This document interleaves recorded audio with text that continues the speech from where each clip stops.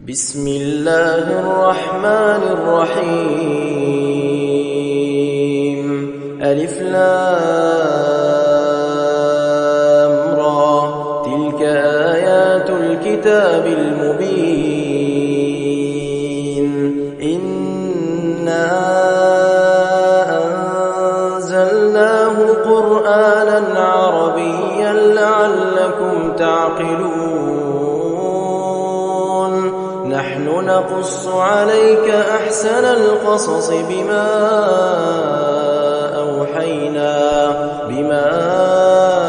أوحينا إليك هذا القرآن، وإن كنت من قبله لمن الغافلين. إذ قال يوسف لأبيه يا أبت إني رأيت 11 كوكبا والشمس والقمر رأيتهم لي ساجدين. قال يا بني لا تقصص رؤياك على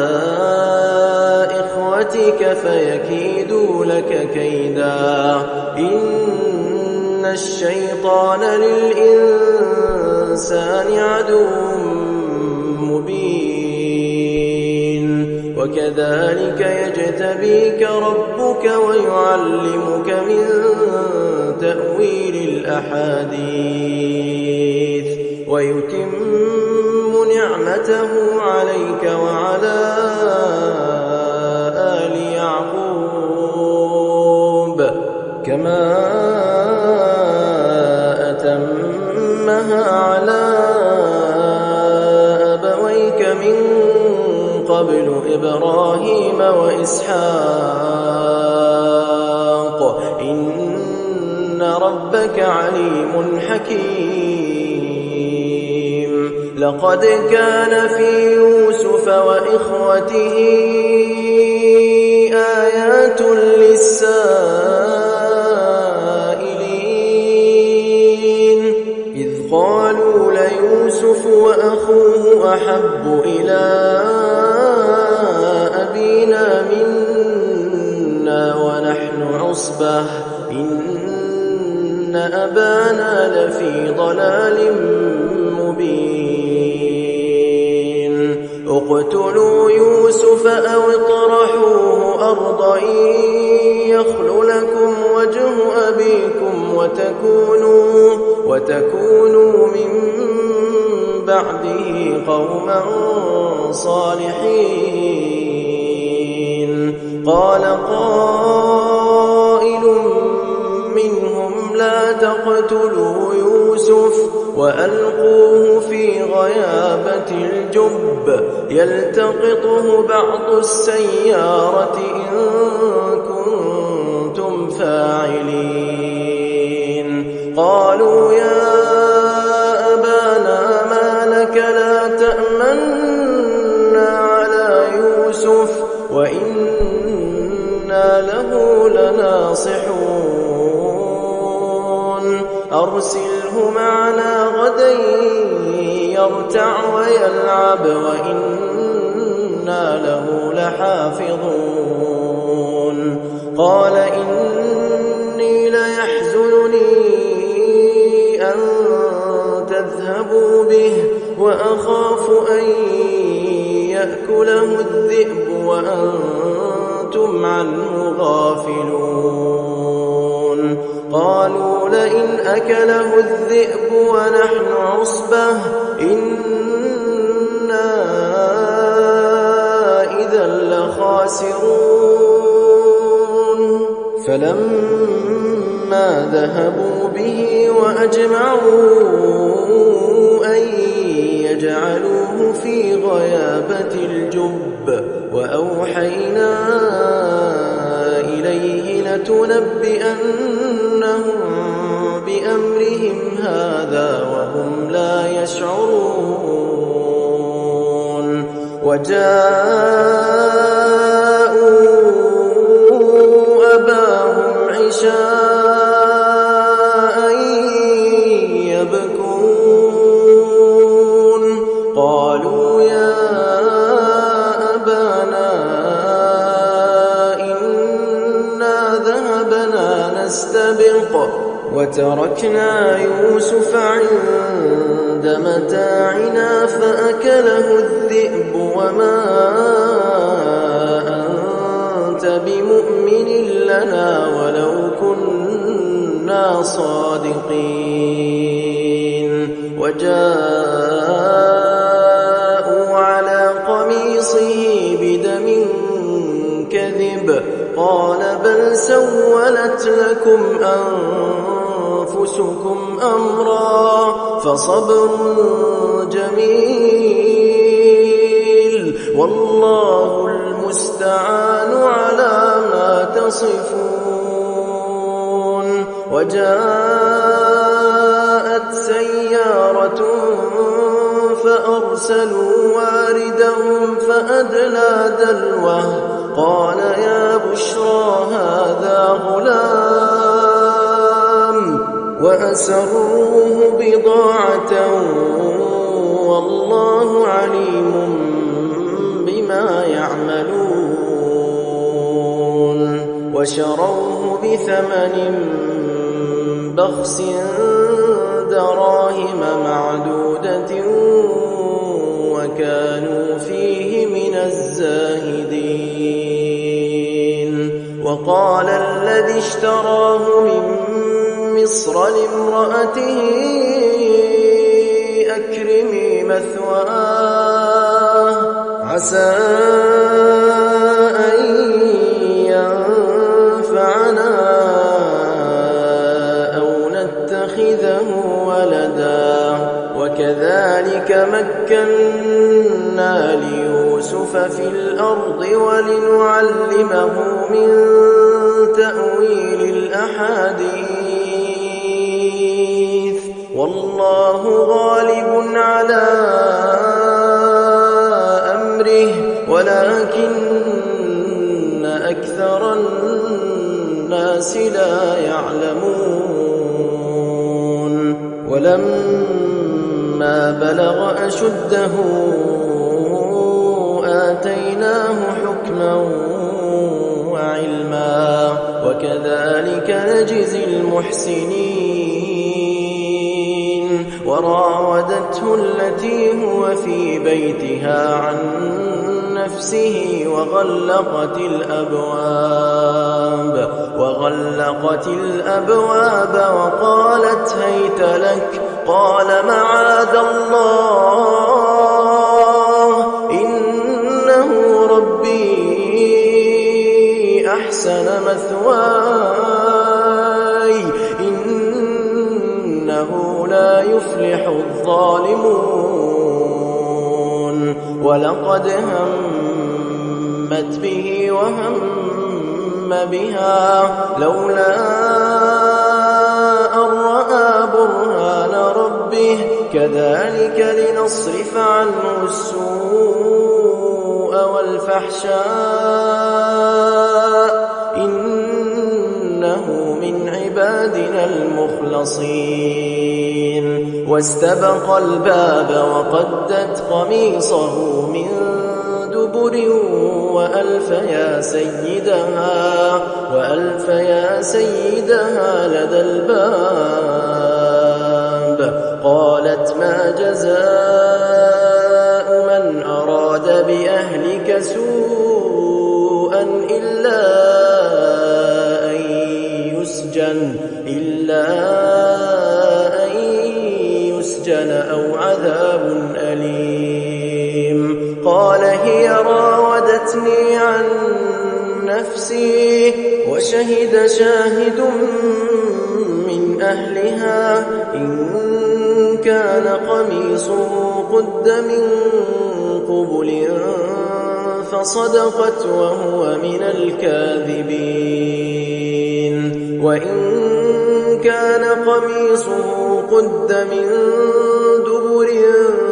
فكذبت وهو من الصادقين فلما رأى قميصه قد من دبر قال إنه من كيدكن إن كيدكن عظيم يوسف أعرض عن هذا واستغفري لذنبك إنك كنت من الخاطئين وقال نسوة في المدينة امرأة العزيز تراود فتاها عن نفسه قد شغفها حبا إنا لنراها في ضلال مبين فلما سمعت بمكرهن أرسلت إليهن وأعتدت لهن متكئا وآتت كل واحدة منهن سكينا وقالت اخرج عليهن فلما رأينه أكبرنه وقطعن أيديهن وقلن حاش لله ما هذا بشرا إن هذا إلا ملك كريم قالت فذلكن الذي لمتنني فيه ولقد راودته عن نفسه فاستعصم ولئن لم يفعل ما آمره ليسجنن وليكونن من الصاغرين قال رب السجن أحب إلي مما يدعونني إليه وإلا تصرف عني كيدهن أصب إليهن وأكن من الجاهلين فاستجاب له ربه فصرف عنه كيدهن إنه هو السميع العليم ثم بدا لهم من بعد ما رأوا الآيات ليسجننه حتى حين ودخل معه السجن فتيان قال أحدهما إني أراني أعصر خمرا وقال الآخر إني أراني أحمل فوق رأسي خبزا تأكل الطير منه نبئنا بتأويله إنا نراك من المحسنين قال لا يأتيكما طعام ترزقانه إلا نبأتكما بتأويله قبل أن يأتيكما ذلكما مما علمني ربي إني تركت ملة قوم لا يؤمنون بالله وهم بالآخرة هم كافرون واتبعت ملة آبائي إبراهيم وإسحاق ويعقوب ما كان لنا أن نشرك بالله من شيء ذلك من فضل الله علينا وعلى الناس ولكن أكثر الناس لا يشكرون يا صاحبي السجن أأرباب متفرقون خير أم الله الواحد القهار ما تعبدون من دونه إلا أسماء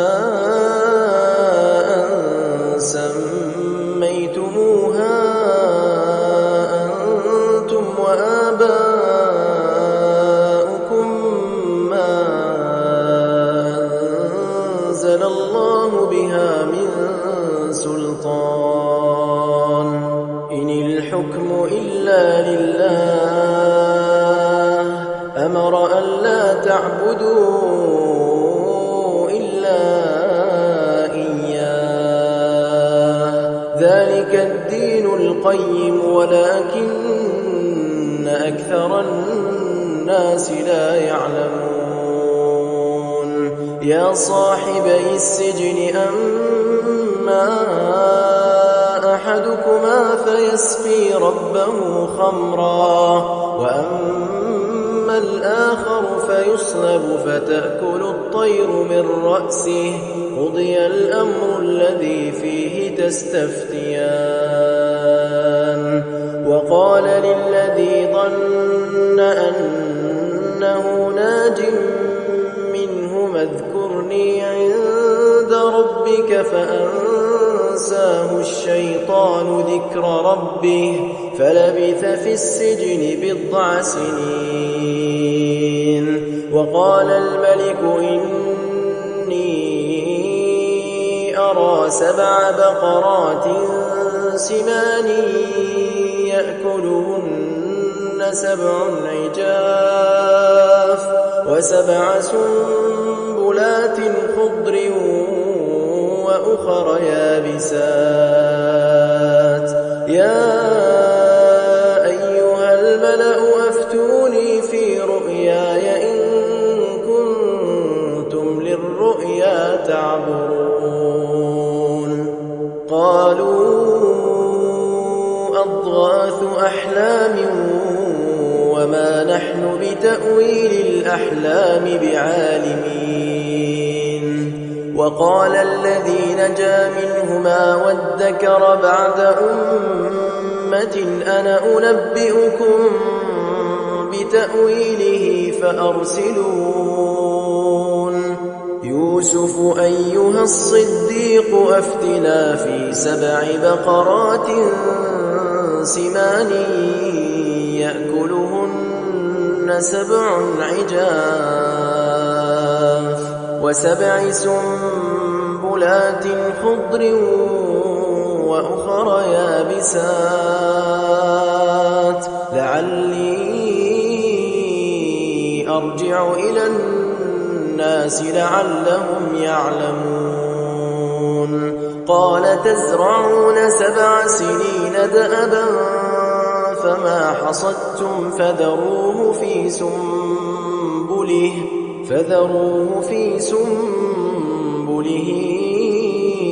إلا قليلا مما تأكلون ثم يأتي من بعد ذلك 7 شداد يأكلن ما قدمتم لهن إلا قليلا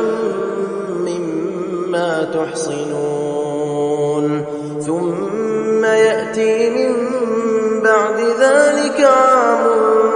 فيه يغاث الناس وفيه يعصرون وقال الملك ائتوني به فلما جاءه الرسول قال ارجع إلى ربك فاسأله ما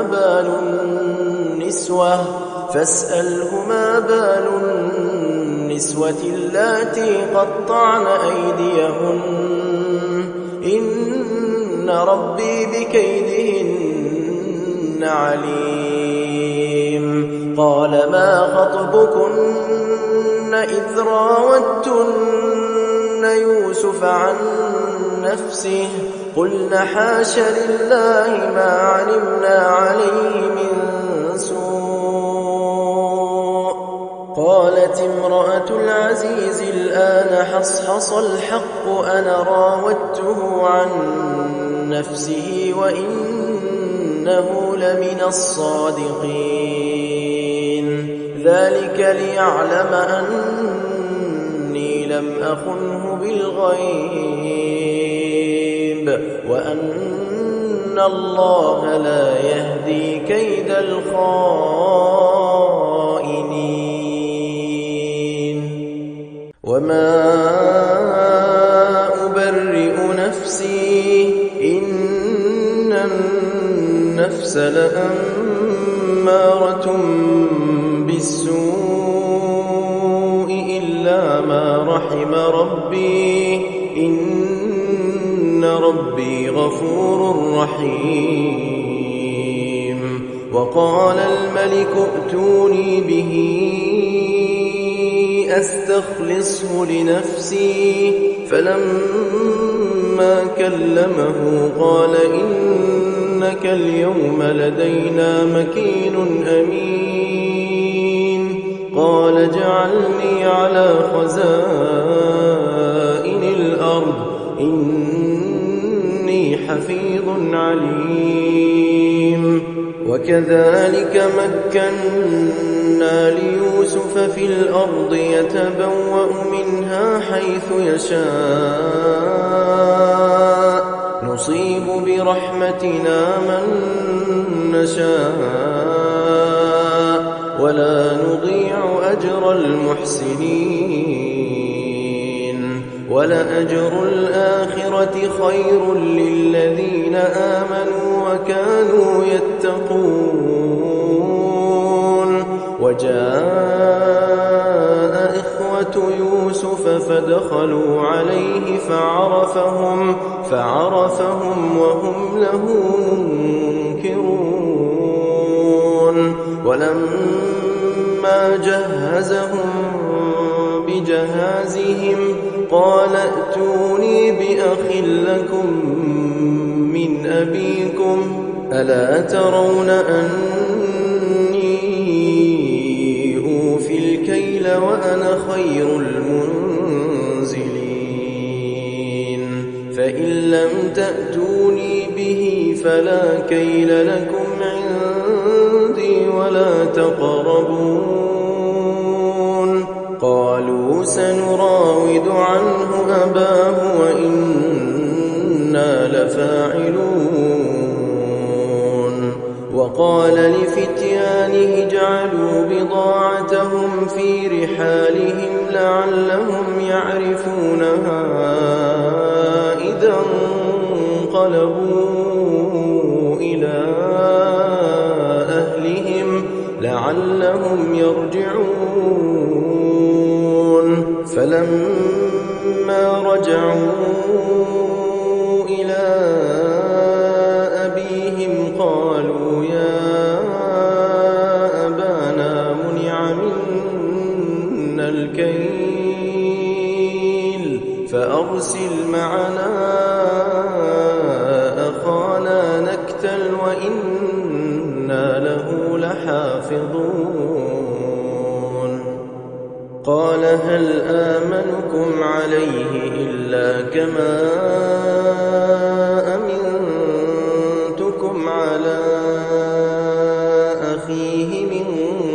قبل فالله خير حافظا وهو أرحم الراحمين. ولما فتحوا متاعهم وجدوا بضاعتهم ردت إليهم قالوا يا أبانا ما نبغي هذه بضاعتنا ردت إلينا ونمير أهلنا ونحفظ أخانا ونزداد كيل بعير ذلك كيل يسير. قال لن أرسله معكم حتى تؤتون موثقا من الله لتأتونني به إلا أن يحاط بكم. فلما آتوه موثقهم قال الله على ما نقول وكيل. وقال يا بني لا تدخلوا من باب واحد وادخلوا من أبواب متفرقة وما أغني عنكم من من الله من شيء إن الحكم إلا لله عليه توكلت وعليه فليتوكل المتوكلون ولما دخلوا من حيث أمرهم أبوهم ما كان يغني عنهم من الله من شيء إلا حاجة في نفس يعقوب قضاها وإنه لذو علم لما علمناه ولكن أكثر الناس لا يعلمون ولما دخلوا على يوسف آوى إليه أخاه قال إني أنا أخوك فلا تبتئس بما كانوا يعملون فلما جهزهم بجهازهم جعل السقاية في رحل أخيه ثم أذن مؤذن أيتها العير إنكم لسارقون قالوا وأقبلوا عليهم ماذا تفقدون قالوا نفقد صواع الملك ولمن جاء به حمل بعير وأنا به زعيم قالوا تالله لقد علمتم ما جئنا لنفسد في الأرض وما كنا سارقين قالوا فما جزاؤه إن كنتم كاذبين قالوا جزاؤه من وجد في رحله فهو جزاؤه كذلك نجزي الظالمين فبدأ بأوعيتهم قبل وعاء أخيه ثم استخرجها من وعاء أخيه كذلك كدنا ليوسف ما كان ليأخذ أخاه في دين الملك إلا أن يشاء الله نرفع درجات من نشاء وفوق كل ذي علم عليم قالوا إن يسرق فقد سرق أخ له من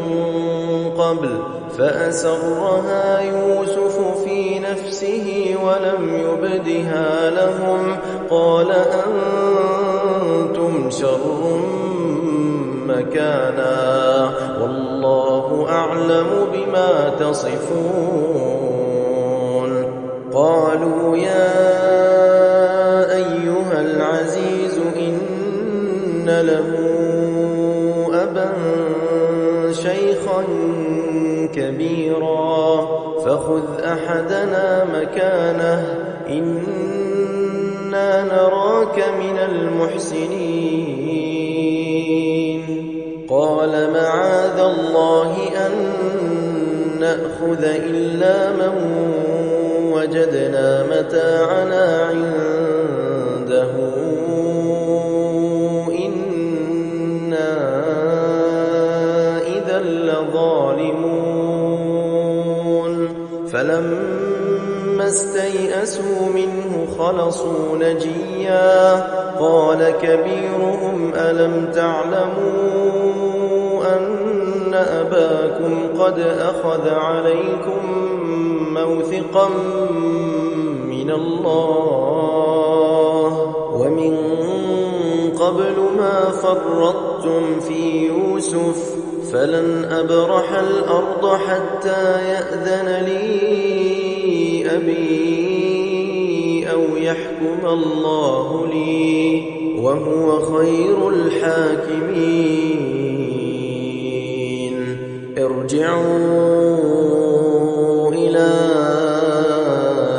أبيكم فقولوا يا أبانا إن ابنك سرق وما شهدنا إلا بما علمنا وما كنا للغيب حافظين. واسأل القرية التي كنا فيها والعير التي أقبلنا فيها وإنا لصادقون. قال بل سولت لكم أنفسكم أمرا فصبر جميل عسى الله أن يأتيني بهم جميعا إنه هو العليم الحكيم. وتولى عنهم وقال يا أسفا على يوسف وابيضت عيناه من الحزن فهو كظيم.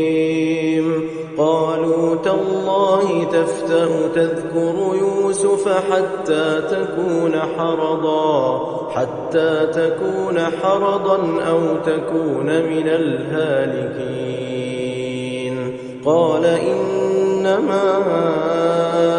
أشكو بثي وحزني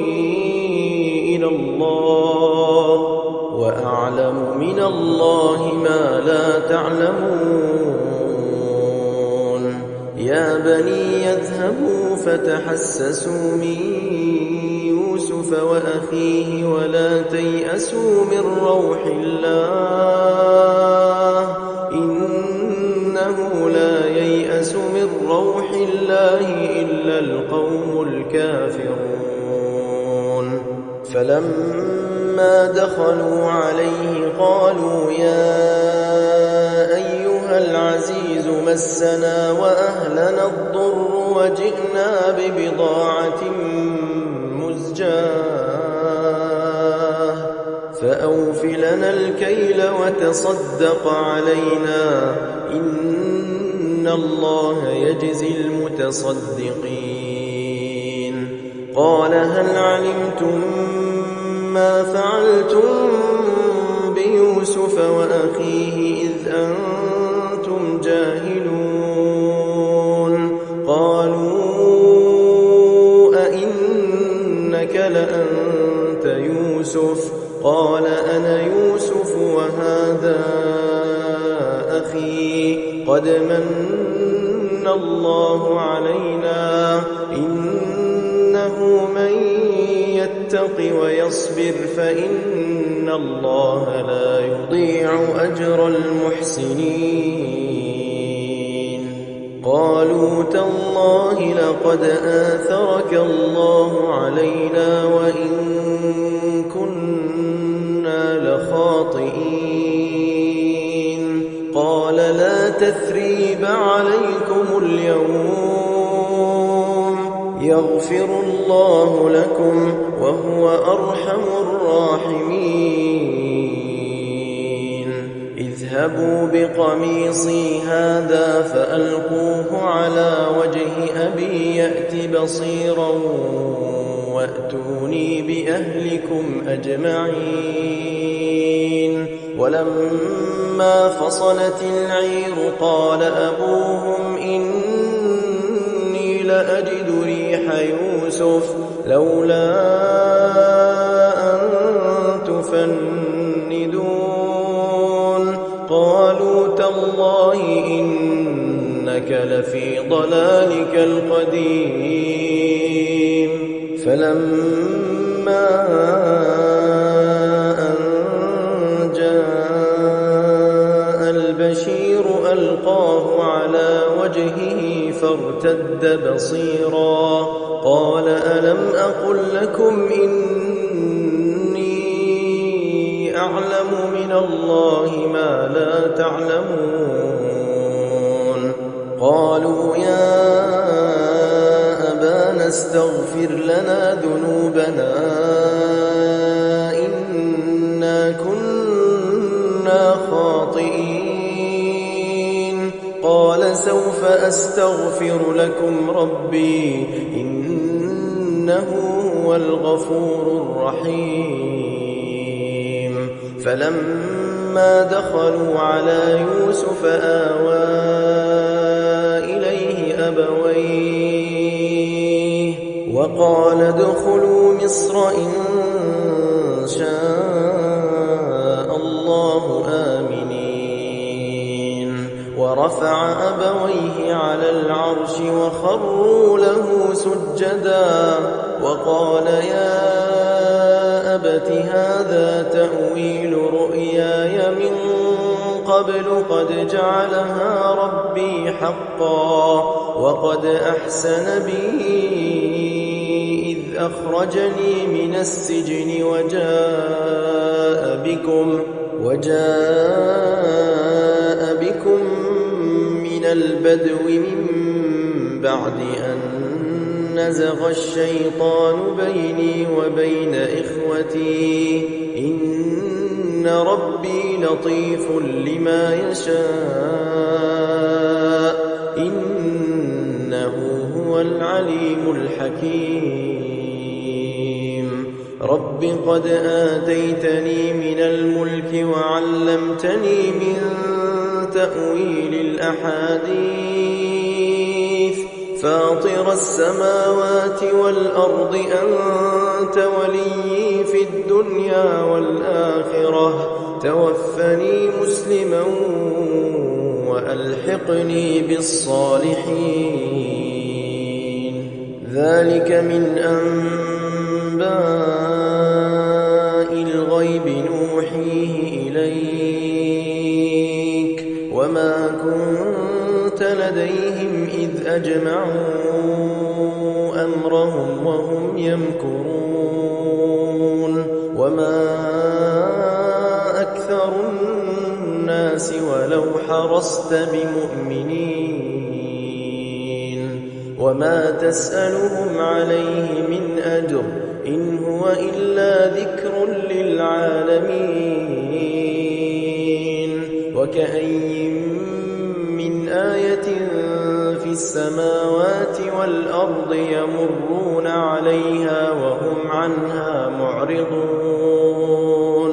وما يؤمن أكثرهم بالله إلا وهم مشركون أفأمنوا أن تأتيهم غاشية من عذاب الله أو تأتيهم الساعة بغتة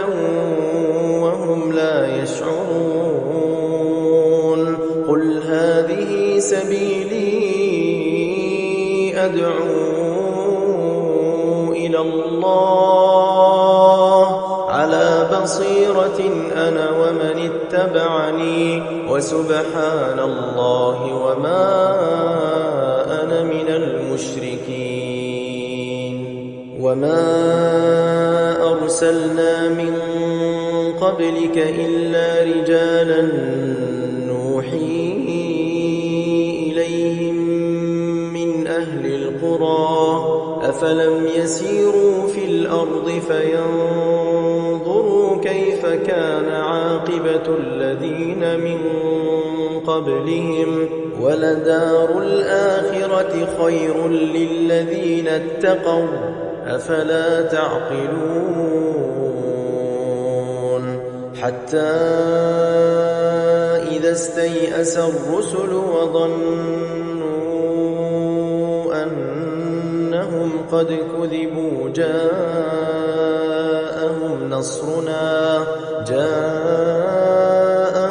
نصرنا فنجي من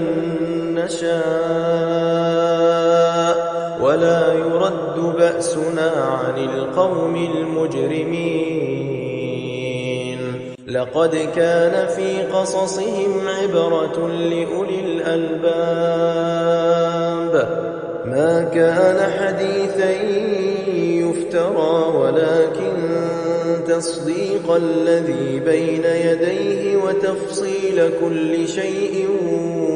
وهدى ورحمة لقوم يؤمنون. إنما المؤمنون الذين إذا ذكر الله وجلت قلوبهم